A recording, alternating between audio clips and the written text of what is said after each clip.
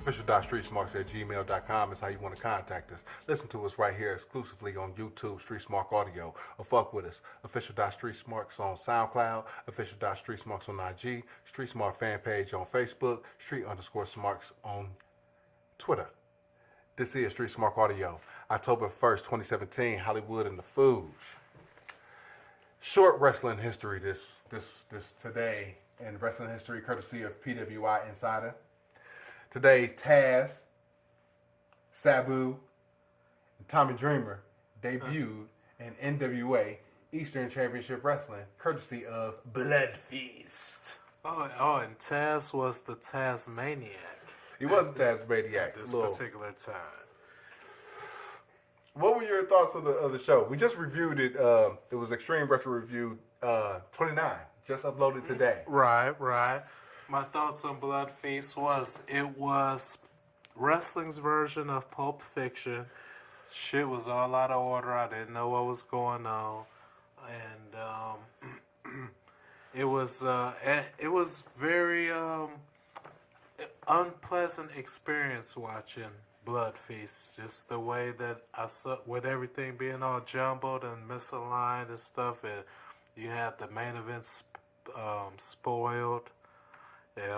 Early in the match and stuff. It's crazy. Not to cut you off, but it's crazy because I think like when you watch the shows like 10-5, 10-12, 10-19, 10-26, 11-2, 11-9, and when they throw the promo packages in between the matches, everything plays out perfect. Exactly. And I was sitting there, and I'm going, why the fuck why would you sell this compilation tape like this? Like, when did they sell it? They had to have sold it sometime after, like November. It had to have, because these matches, they had clip matches. Not only, they had the matches already in post-production, so the matches had already been shown, 10-5, 10-12, whatever. Right, okay? Right. That's how Joey called them. And then, on top of that, they left out matches. They didn't show, like, the Abby, Kevin Sullivan match. They didn't show the Kevin Sullivan, Gino Caruso match. Right. Or they never showed the Fall Fashion Swimwear Showdown. No, sure didn't. And we was over here, doing our Extreme Retro Reviews, and we're talking about seeing Jay Sully with some French fries and a bathrobe on. And we never got to see the payoff for that. Right. Oh, six-pack Sully. Right. Anyway, that's a short wrestling history. Do you know who the Young Bucks are? I do know who the Young Bucks are. They are some young flippy floppy motherfuckers who used to be in TNA. They're little, small guys. Probably why they're flippy floppy. All right, so do you know what the Bullet Club is? I'm vaguely. They are a group of individuals who stole the Wolfpack's Too Sweet sign. It's funny that you mentioned that because currently WWE has issued a cease and desist order on the Young Bucks to stop doing the Too Sweet hand gesture. Can you own or trademark or copyright a hand gesture? Apparently, in the 2000s, WWE copyrighted the hand gesture, the Too Sweet hand gesture. So now the Bucks have been, I guess since the Bucks have made a deal with Hot Topic, independent of WWE, to sell their merchandise at Hot Topic.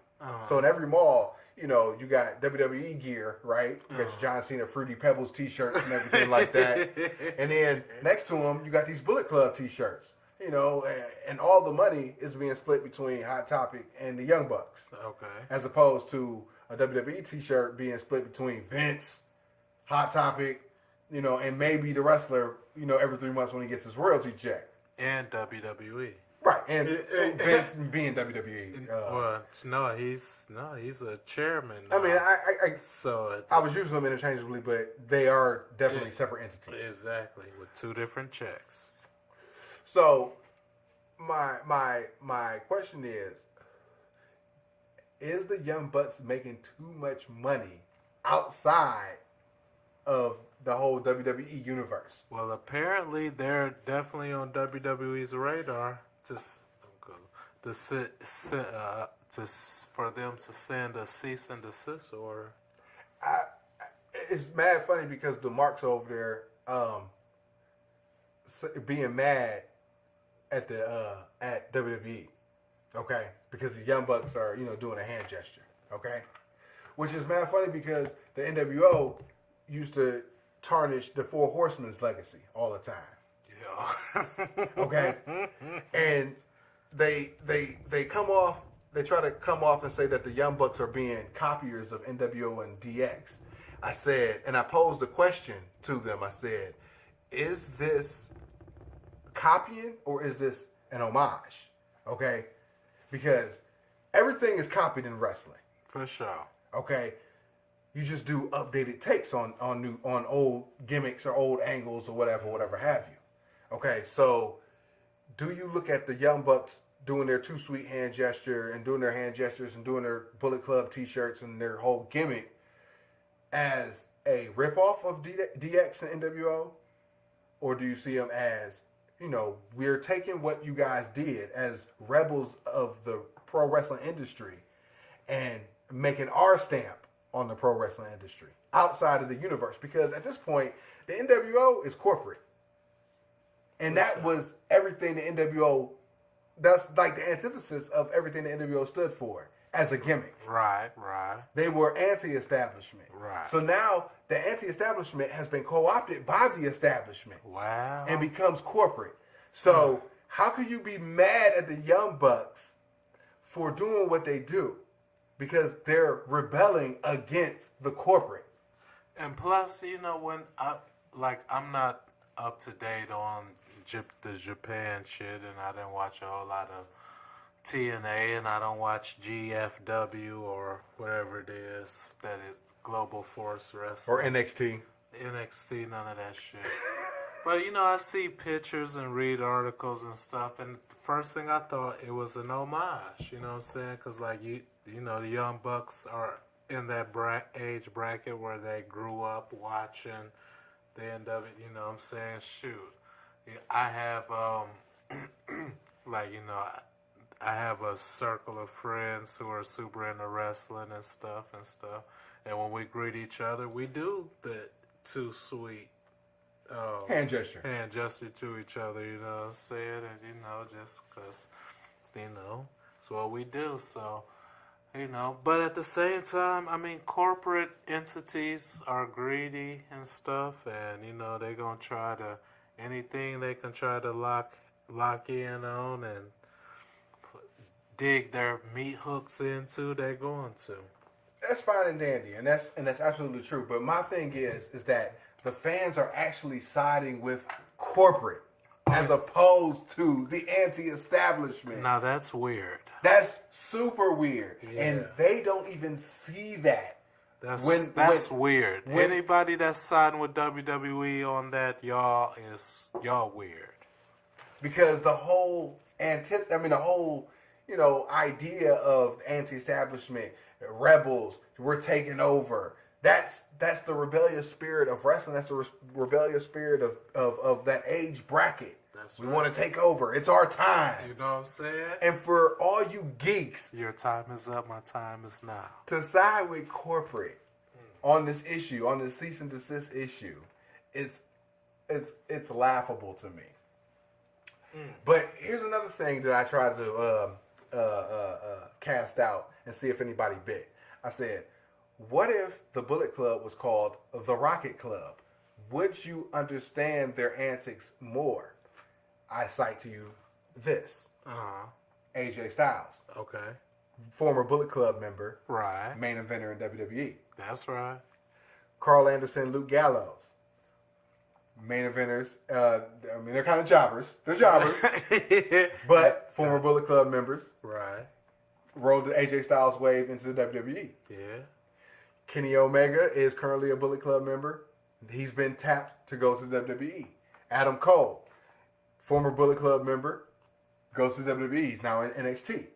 Cody Rhodes, leader of the Bullet Club right now, current ROH champion, will be going back to WWE. He will be a main eventer. Okay? Don't look at Bullet as bang, bang, Bullet. Think of Bullet as Rocket as I'm shooting the rocket up your ass and giving you a push. Okay. This is your last step. Okay. This is if you get over in the Bullet Club, if you start main eventing Kurikan Hall and all those Japan, houses and everything and making that money, guess where you're going next? WWE. The big time. Exactly. Oh shit! So that the Bullet Club is a launching pad. That's all the Bullet Club was. That's all the NWO was. That's all the Four Horsemen was. A launching pad. These are all launching pads. They're anti-establishment groups or whatnot that come together for a collective to push future talent. That's all they do. You know what I'm saying? The Four Horsemen, they got together and then all of a sudden after the original incarnation, who'd they push? Barry Windham. Gone. Okay. Lex Luger. Gone. Sting. Gone. Sid Vicious. Gone. Okay, so that's four main event guys right there that went through the Horsemen and became main event guys. All right, let's take NWO. All right, now these are already main event guys, right? But the launching pad of how many more guys came up out of the NWO. You could argue the Giant. Yeah. Conan had an increased push after his NWO tenure. Yeah. Buff Bagwell had an increased push after his NWO tenure. Yeah. Scott Steiner became a main event guy. Oh, for sure. Okay. Jeff Jarrett. Yeah. Okay. So, launching pad, a group collective, but a launching pad for up-and-coming talent. Or, to give them the rub to, pierce that main event plateau. Or main event level. Legacy tried to do that. Evolution did the same thing. Oh, for Batista and Randy Orton. Okay. Mm-hmm. Same type of deal. They were more of an homage to the Horsemen as opposed to anti-establishment. Right. But this Bullet Club is a direct ripoff of DX or the NWO. And when I say ripoff, I don't mean it as in a bad sense. I mean it as in a good sense. It's an homage, but it's a continuation of the anti-establishment, Fabulous Freebird, type character. They're outlaws, and they're coming together, and they're going to push a single guy. That's what it is. The proof is in the pudding. Styles, Omega, Adam Cole, Cody Rhodes will be coming next. Bullet Club. Ta-da! Okay. I see the method to the madness in sheets. When we come back, it's going to be ECW time. Peace.